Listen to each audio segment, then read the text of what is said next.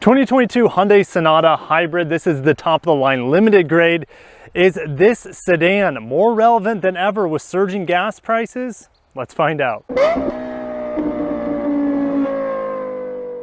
Hey guys, make sure to stay at the end. I'm going to answer your questions about the Sonata Hybrid. Also, if you're new to the channel, my name is Kirk. I talk about Japanese and Korean cars. If you're into that, subscribe and let's get going. In 2020, when Hyundai redesigned the Sonata, we got a very polarizing vehicle. From all angles, it looks pretty good until you're met with the front end, and then you have to decide if you can live with it, if you love it, or anything in between.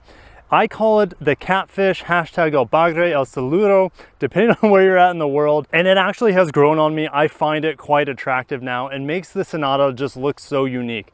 Now, this is the top of the line limited grade. And so really up front, the only thing that it's going to change is these high grade premium LED nighttime lights. So you have your high beams in the middle and then your low beams on the outside. We have a chrome strip that runs along the bottom of the front bumper, and then we have aluminum accents and striations across the front of the bumper as well. At the very bottom, we have glossy black plastic. Now, I typically do not like chrome on my vehicles, but I feel like the Sonata is actually one of the vehicles that can pull it off. And I think it's because the whiskers integrate all the way around the window. So it starts at the headlights and goes all the way around and finishes around the mirror. I think it's a very cohesive design, something no one else is doing, and it actually makes the chrome pieces, like we have the really shiny piece down there on the front bumper, and it makes the pieces that are chrome on the door handles look more at place and pretty darn good if you ask me. We have 17-inch Michelin primacies here, 215 by 55 on the 17-inch wheels. You can get 16-inch wheels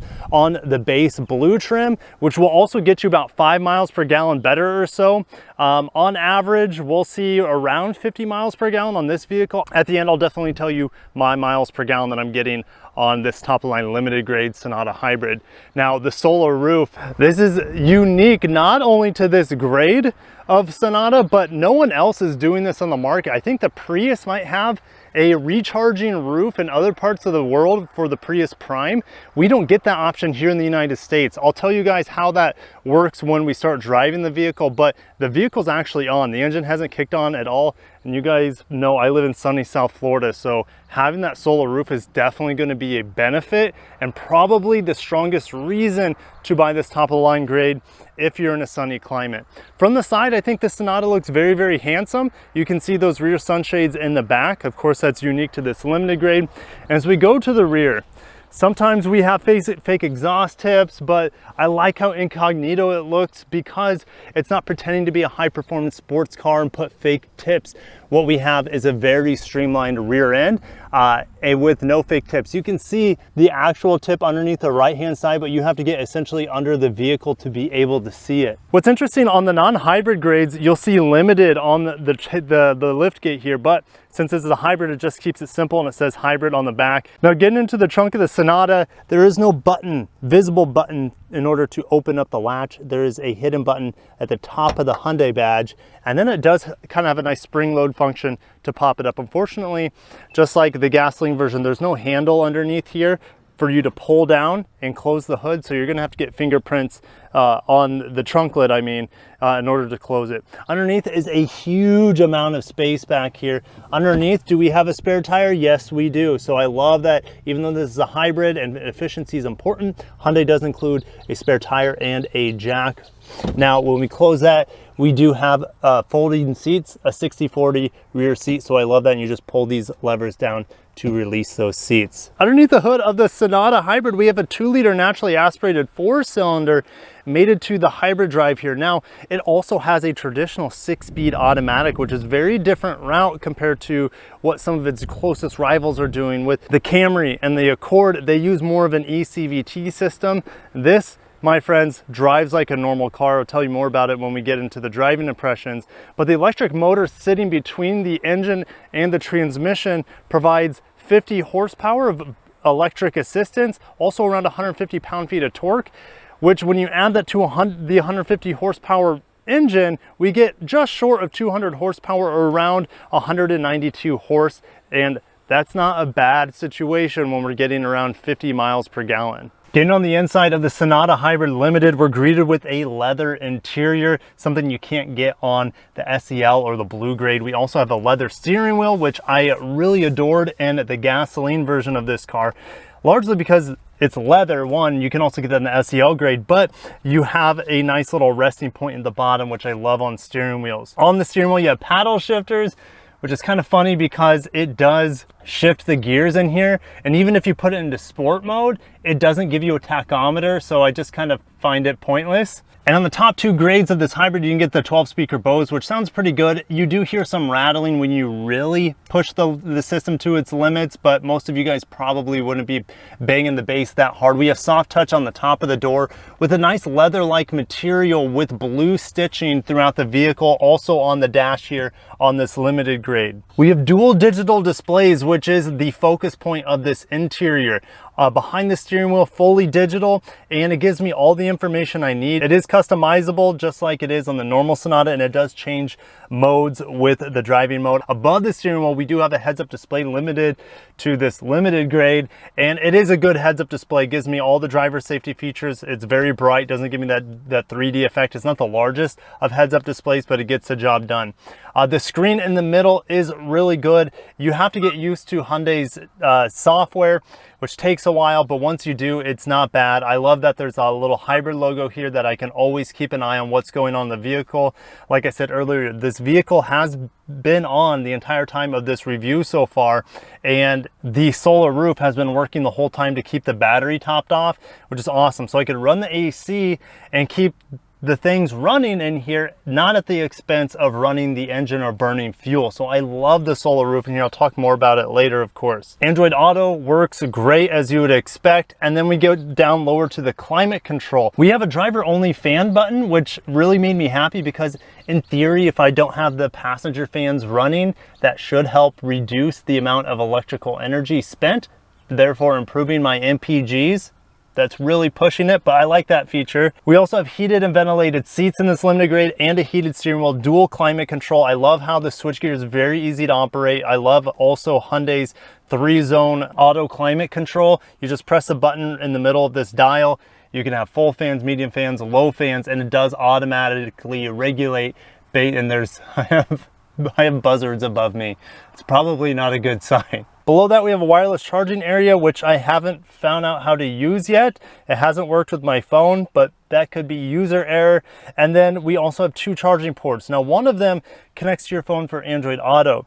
The other one is a charging port. The problem with there are no USB-Cs in here. So my phone has been charging for about over an hour, and it's just a slow trickle. I just wish it was USB-C, or at least we had the option of USB-C to charge our devices in here. I just got a little chime that's saying the vehicle will automatically turn off with me just sitting here, but I'm gonna press the OK button to reset that 30-minute countdown. We also have rain sensing wipers on this limited grade. And then when we move down to the center console, we have what you see in many Hyundai vehicles is the push button drive select, which I typically don't mind. Yes, I prefer to have a shifter like we see on the Kia K5, the brother to this vehicle. But the issue I have with it is that it has not only aluminum, but it's also surrounded by tons of glossy black plastic. I was driving this yesterday and is literally getting blinded. I live in sunny Florida, so it happens, but I don't need reflective materials on the inside to distract the driver, to blind the driver, so that's unfortunate. Now, this also has the Smart Park feature, which you can grab the key fob, and I don't know if that's gonna zoom on it. You can move the vehicle forward and backwards. It's pretty much just a party trick. It doesn't work in my garage, which is completely pointless because that's when you would want to get it, you know, close and tight areas. So yeah, couple cup holders, and then we open up the armrest here and we're greeted with just an empty box, no 12-volt accessory plug in there. And with this being the solar roof option, we do not have a sunroof, but if you look at it this way, compare the panoramic roof, you save about 30 pounds, 95 pounds to 65 pounds. That's a nice trade-off for getting free miles and energy from it. Getting in the back seat, we have sunshades, like I mentioned earlier, exclusive to the Limited grade. We also have vents, so I love seeing vents in this sedan. I have tons of legroom. Unfortunately, the back of the seats, although partially leather, where your knees would go, is hard plastic. We also have one mat pocket back here, a nice little netting instead of a leather mat pocket. One charging port back here, so not the most accommodating if you have multiple passengers in the rear, and then we have just double cup holders in the middle. Headroom is excellent, and that might also be benefited from the fact that this doesn't have the glass panoramic roof on it. Door panel quality here in the back is soft touch. We have an aluminum design around the door handle that mimics what we see on the front of the vehicle with the catfish headlights and the daytime running lights with the chrome strip. We also, of course, have that same design on the front doors. Into driving impressions on the new Sonata Limited Hybrid. We do have a high quality 360 camera, which is great as I back out of this review position. But the low speed noises in this vehicle are quite silly. You even have it when you're in drive and you're just like stopped in traffic. You still hear the hybrid chimes that the Asian automakers like to put in their vehicles. And what I want to do now is 0 to 60 as we pull out on this highway. There is sport mode. I'm going to torque brake it, which doesn't allow me to torque brake in this vehicle. You can't torque brake the Sonata Limited. But listen to that. It's an actual automatic transmission. And we got 0 to 60 in 8 1/4. That's faster than I was expecting. I was expecting around 9 seconds for this 192 horsepower. Like, the response is immediate. It feels like an electric car for the first 10, 20 miles an hour, and then the gasoline engine fires on to assist. That was really sprightly, and I'm quite surprised by the quickness in this Sonata Hybrid. I'm gonna brake hard as we pass this dead end sign, and now, yeah, I mean, it's not the most linear, but it does have good braking power. It's not the easiest to predict, but I'm gonna get back on the gas here as we turn. It's the strangest thing, okay? It's really loud and buzzy in sport mode, so I'm gonna take it out of sport. I've been in eco mode the entire time until that 0 to 60, and been getting around 54, 55 miles per gallon, depending on which computer I'm looking at, and we'll test that at the end when we fill up. Now, the responsiveness with this 6-speed automatic transmission is really good. It's kind of strange because when you put the pedal down, you get an initial electric surge, and then you have to wait for the gasoline engine and the transmission to kind of connect to be on the same page, and then it takes off. So I'll demonstrate it right here.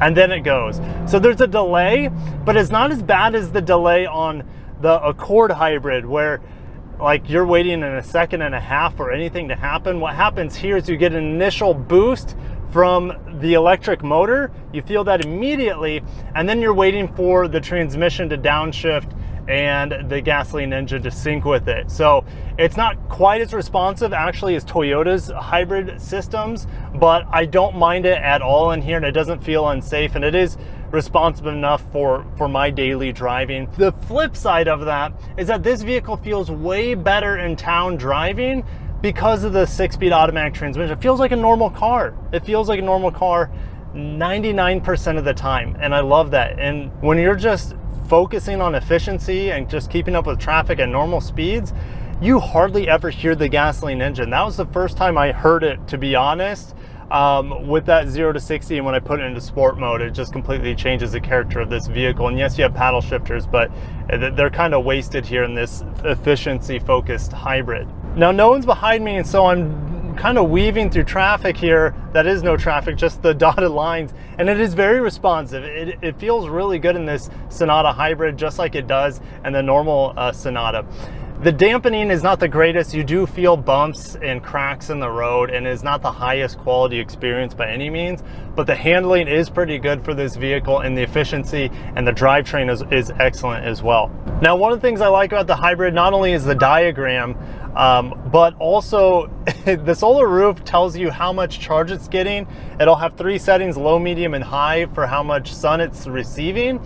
But there's also another tab here that says solar roof info. And when I first pulled this up, it was at 24,110 watt hours. And this is the amount of power it's generated during its 4,551 miles. So I'll put I'll do some calculations in the editing side to make sense of all that, but that's pretty cool. And I love the fact that essentially, at least down here in Florida, I would be getting 3 to 4 miles of range if I'm leaving this car parked outside in the sun. The problem is I would probably have to design or cut out a car cover so I don't ruin the paint, but keep the solar roof connected to the sun, if that makes sense, because down here where there's sun all the time, you do get paint fading and paint destruction from the solar rays over time. Now we're going to take this turn pretty fast here, just slowing down to around 40 or so. Don't feel as confident as the Mazda 3, but you know what? That felt really, really good, and this is a good test here for the suspension because these bumps are really awful, and it's something I could easily live with. It's not terrible. You know, it's much more smooth compared to the Mazda 3 that I drove last week. I know it's a totally different vehicle and different class. Now I'm driving at 35 miles an hour or so, and I'm in full EV mode, and I feel like this vehicle does like to be in full EV mode quite a bit, which is seemingly, it's a little bit more aggressive for full EV mode, kind of like the Honda Accord is, where the Toyota systems, they seem to like to run on the gasoline engine a little bit more. Now, that doesn't mean it's a bad or a good thing. They're just finding they just have different ways to get to similar efficiencies. So what happens when the gasoline engine turns on is that the little efficiency bar that is maxed out right now on my MID, it goes down to about 25 miles per gallon. So it kind of averages the maximum fuel economy that I'm getting in this EV mode with the 25 miles per gallon that I'm getting when the gasoline engine is on and I'm just coasting.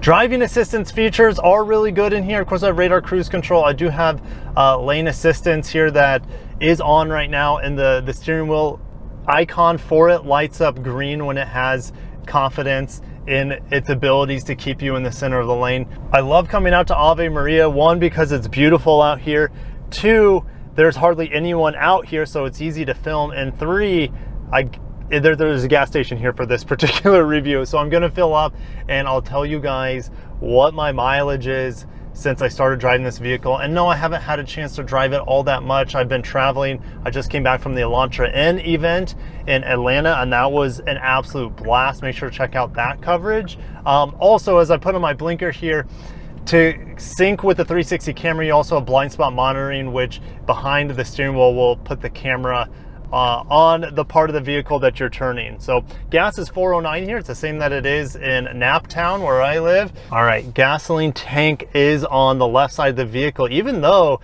I don't have an indicator on the MID to show me which side of the gas tank is on. I was able to see it in my rear view mirror. So let's fill this bad boy up. Okay, filling up, it's saying I'm getting 46.2 miles per gallon, but the big unknown here is how much gas was in the tank when I received it. The press fleet fills the car up and then delivers it to my house. I don't know how far the gas station was from my house, so I'm gonna say it's at least 46 miles per gallon. It's probably closer to like 48. It could even be better than that. I just don't know how far away they were from my house when they filled up. The clock is telling me I'm getting 55.3 miles per gallon. So it's probably somewhere in between 46 and 55. So let's just call it 50. Oh yeah, the suspension did not like me leaving the gas station there. So let's get into reading your questions about the Sonata Hybrid. Floyd Watt is curious if new models will have sunroof options on the limited grade, or do you have to endure the solar panels? All I know is that the only roof you can get on the limited grade is solar panel. You cannot get solar panel on the other hybrids. Lucas is asking how the fuel economy is compared to my Prius. I would say it's going to be better than my Prius, but not by much. My Prius gets like 48, 49 miles per gallon on average. So this vehicle is probably really close to that. So the thing is that my Prius is 10 years old and is that it's still getting that sort of fuel economy. The next question would be what the fuel economy of this vehicle would be 10 years from now. It's definitely not going to be as good as it is now. That's in theory, but that's kind of how hybrids are. The batteries wear down a little bit over time, and you don't see the same fuel economy ratings as the vehicle gets older. Brian Menezes is asking about the range of this vehicle. I mean, based off the mileage I'm getting, it's probably around 600. But if you're maxing out the fuel economy, you could probably get around 650 plus. It really just depends on the driving conditions, etc. Sykesapop is asking about turbos and their hybrids, and luckily this vehicle doesn't have a turbo hybrid, and I'm okay with that. It's more simple. It should be cheaper to maintain and own throughout the lifetime of the vehicle compared to keeping up with the turbo system and making sure that's running well. And Toyota is going to be doing something, so they're already doing it with their twin turbo V6 hybrid on the Tundra and the Sequoia. Now that's a totally different platform, body on frame, rear wheel drive biased. But the rumors are that Toyota is going to be doing something similar to this setup, but with the turbo. So in the upper Hyundai lineup, the SUVs like the Tucson, the Santa Fe, and even in the Kia counterparts, you have the 1.6 liter turbo mated to the 6-speed, whether that's in the hybrid or plug-in hybrid. That doesn't provide the most power compared to like what Toyota is doing, for example, especially electrified power. And I know you're concerned about their larger vehicles, but like you mentioned in your question, Genesis is not going hybrid at all. So I don't think we're going to see higher output turbo hybrid setups from Hyundai in the near future. I just think they're going to be happy with a 1.6 turbo and this 2-liter naturally aspirated for most of their applications. They're reliable systems. They have proven their capability compared to the Honda and Toyota hybrid. So I just don't see them introducing any other hybrids with bigger engines, with more electric motors anytime soon. Especially with not only Genesis going fully electric, but Kia and Hyundai having like the Ioniq 7, the EV9 coming out, the huge 3-row SUVs that are going to have 400 horsepower. So I think you're going to see more of those higher outputs definitely in the fully electric lineup for Hyundai and Kia. Hecklar12 is saying he has an Accord hybrid, but the highway mile sucks. How does this one fare? It's probably really close, to be honest. I think Toyotas traditionally do the best on the highway with their CVT and just their power split device that they have. Honda's hybrids are definitely geared more for the city, and that's where their efficiency really does prove to be the strongest. Hyundai, I feel like, kind of splits the difference and is more similar to Honda's efficiency than it is to Toyota's. Ollie Autos, would I buy this or a Camry or even an Accord hybrid for that matter? Because they're all really competitive. They're all in the same, mid-size sedan hybrid segment.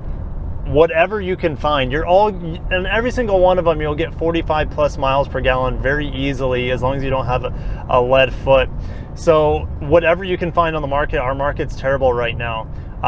If I had my choice and everything was at MSRP, I don't know if I'd go for this limited grade. I'd probably go for the SEL grade. Adrian's asking, what's the residual value of this going to be? What's the secondhand market going to be of this vehicle down the road? Well, it's hard to say, and it's largely predicated on gas prices. Right now, what we saw in, I believe it was February of 2022, the Sonata Hybrid had the highest jump in resale value year over year, which is just insane. It was up like 60% based off of the 2021 value versus the 2022 value, which was like $9,000 people are paying more. So if there isn't a gas crisis going on where gas prices are $4, $5, $6 a gallon, then the resale value on this might not be good. But the way things are looking, buying a hybrid is a good long-term decision for any brand because of fuel efficiency down the road as well. So hopefully I answered that.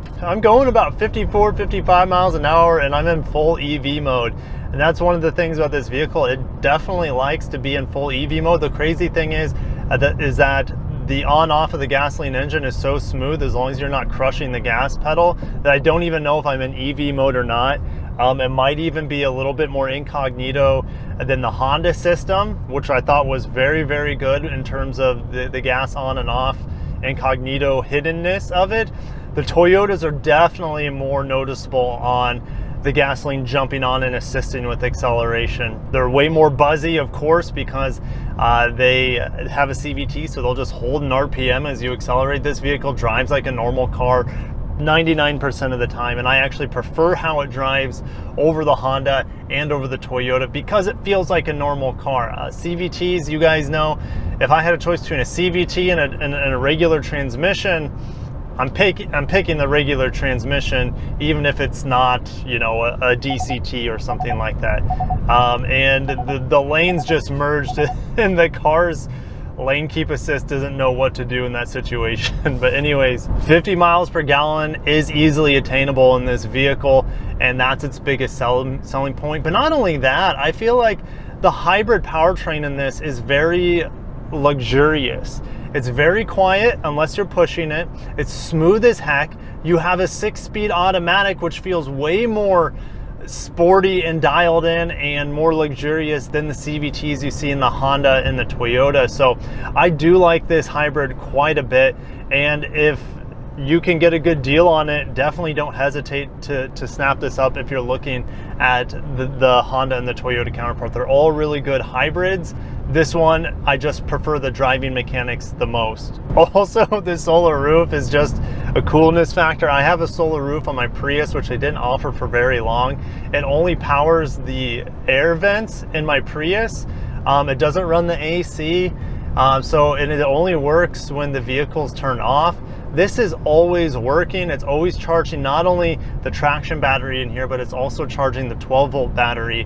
So I love the coolness of it. Where the technology is getting better and better, where solar makes sense, and you can actually get about 1,200 miles of free EV range per year with this solar roof.